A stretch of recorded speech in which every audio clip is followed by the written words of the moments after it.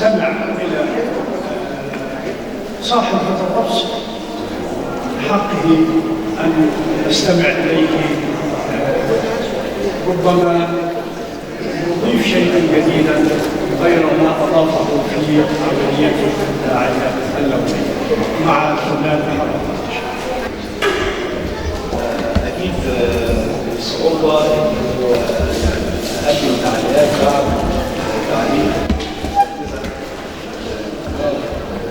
الحقيقة قلت تدريب احنا في القاعة هي في بعض الصفحات هي إحساس الفن إحساسها الفني والنقدي يعني اتعلمت منه حاجات أنا حطيت في اللوحة وما أخدتش بالي. دي برضه نقطة مهمة جدا في عملية الإبداع. الإبداع بيجي من الفكرة، بيجي من التعليم، بيجي من السفريات بتاعتنا المتعددة، الخبرات المتعددة، مش بس في مجال الفن، في مجالات مختلفة. كل ده ينصب على لوحة بدون ما الفنان ما يقرأ. يعني قدام بقول أصعب لحظة يمكن بعض ممكن تتفق معايا هي لحظة البداية. يعني كم أبيض يبقى من أصعب اللحظات اللي بيمر بيها الفنان، إن هو عنده سطح أبيض حتى لو عمل استكشاف، مهما عمل استكشاف.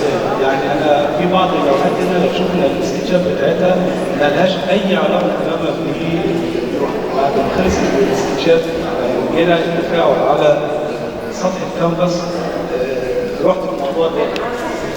موضوع دراسه الاختلاف بين السكتش وما يستهل به الفنان ده موضوع دراسه اصلا. يعني موضوع دلوقتي بقى مسار دراسات كتير. ان ما يبدأ بالفكرة ليست هي منتهى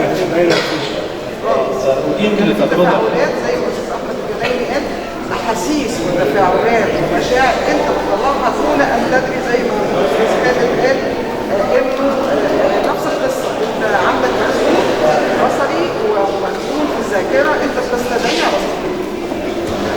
ده كلام مظبوط وبيعبر بشكل كبير جدا عن ان انا بعمل فعلا.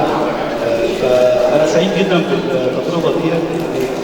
كان قبلها في تجربه ثانيه ليها علاقه بالرخامه، ازاي شفنا اشكال والوان مختلفه جدا وقصص وحكايات داخل الرخام، وانا ربطته بقصص الجمهوريه. ازاي الواحد بيشوف فنان ممكن يبص او يستدعي كارمن او لافرافياتا او مدام باترفلاي على سطح زي الجبس.